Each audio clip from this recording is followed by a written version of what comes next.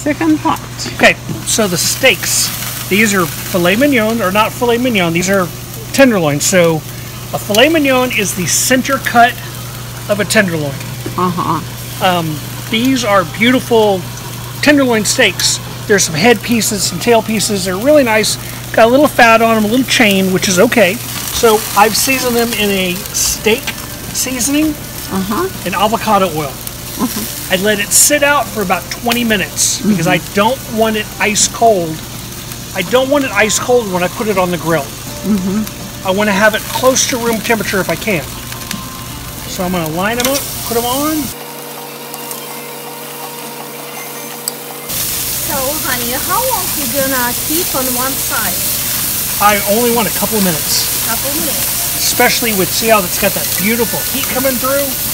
That smoke. Don't want to cook it very long at all. I like my steak medium rare to rare. Yeah. I know my wife likes it medium rare to rare. You know, you like it medium rare to rare. Yes, I do. So anything over than that, now I'm going to close the lid for a minute. And I'm going to let it cook. And then I'm going to turn it to get my grill mark. So there is some debate that I've been studying about the grill marks on steaks.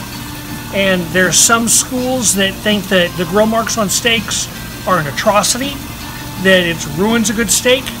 I think it adds to the flavor. So I like to have a nice grill mark, and that's that grill line. The only way you're going to achieve that is with a really high grill. So when you're cooking at home and you say, why can't I ever get that mark like I do at a restaurant?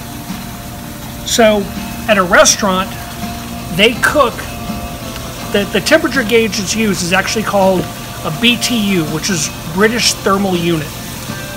That's the amount of heat that the gas puts out. So with this type of grill, the BTU is not super high. It's high, but not super high. And you can tell by the color of the flame. So when the flame is orange and blue, it's a medium BTU. If it's blue and white, it's a very, very, very high BTU, and that's wonderful, wonderful. You see, that's kind of what I'm looking for. Turn it over. And I still like it even more, but it will work for, except for the type of grill that we have here. Well, this is restaurant style. This is Even though it's a good hot grill, it's not as hot. At a restaurant, in my restaurant, my grill will be over 600 degrees cooking temperature. 600? 600. Oh, goodness gracious. So for me to get a grill mark on it is extremely easy. But it's harder to do on a home grill. So you just have to be patient and know that you're going to get what you get with it as long as you get that flavor out of it. All right, so we close it now, and we will be serving dinner the next couple of minutes. and we will show it. Okay.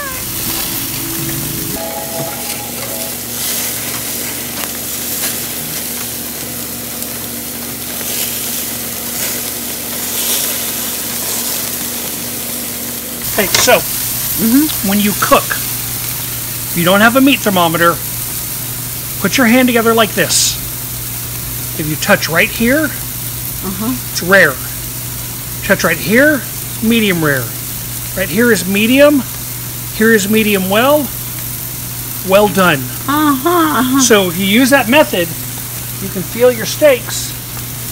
You can know what temperature is what and how well cooked it is or not cooked. Could you please touch one more time? Because I was watching what you are doing, but showing you back. So these are pretty much where I want them. Yeah. Medium rare. Yep.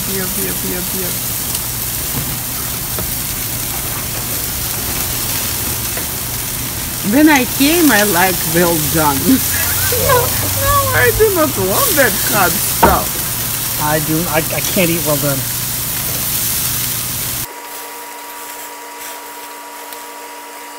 So of course, when you're plating, however you decide to plate, you always want to make sure that you're going to do it in a way it looks pretty, looks appetizing. Yeah. Because eating, believe it or not, you do 80% of your eating before you ever put a bite of food in your mouth. Just from the... You smell it, you hear it, you see it. And those alone can make you decide whether or not you're going to enjoy the meal or not. Doesn't matter what the flavor's like. If you look at it and go, ew, doesn't matter if it's the best food you've ever eaten in your life, you're not going to enjoy it. Because in your mind, you've already decided it's not good. And I can tell you right now, by just the smell of these wings, that Larissa's marinade is going to be wonderful. Good. So another thing that I also didn't do is I put no seasoning on into this after it was on the grill. You can. Some people do? Yep, some people do. We do at the restaurant. That's how we cook. But today I really wanted the seasonings that I put on there to be those seasonings. I didn't want to change the flavors. So by leaving it the way it was, the marinades, you're going to get that wonderful flavor. So, for example, when I eat sausage, kielbasa, I want it to taste like kielbasa. Oh yeah. When I eat steak, I want it to taste like steak. When I eat chicken, I want it to taste chicken. Yep. I don't want to taste it and go, What is is that that? pork? You do that. Is it pork? Is it, what is that? What's, Sometimes you're guessing, what is that? because what ends up happening is food gets that fake flavor. And when it has that fake flavor, even though there's nothing fake about it, you're not going to enjoy it. Because you know what food's supposed to taste like. Whether you know it or not, you know. The other thing about when I cook is I won't cook or serve anything I wouldn't eat myself. Now, that doesn't mean that I won't serve a rare, well-done steak if somebody orders it. Of course I will. I'm not going to be happy about it, but I'll do it. But I still eat steak. Fortunately for me, I love all food. So I've really yet to come across one thing in my life that I don't like to eat. Just one. And what was that? Two. What was that? Don't like caviar. Russian favorite. Which thrills my wife to no end that I don't like caviar. And I don't like Thai bitter melon. Bitter melon. Bitter melon. I never tried. I just can't eat it. So this one piece Still not ready to go. was really thick. I didn't cut it. Yeah. So that's why it's taking a little bit longer. But it's almost there. A little bit. Yep. Okay, sweetie, now we will go and feed our family. And there is Mr. Miller, the chef, on the channel, happy together with Galina Smith. Thank you, chef. My pleasure, thank you. Mozzarella vinegar. It's rosemary vinegar. Rosemary vinegar. Rosemary vinegar. Okay, you put rosemary inside yourself? Larissa made it. Larissa made it. Good.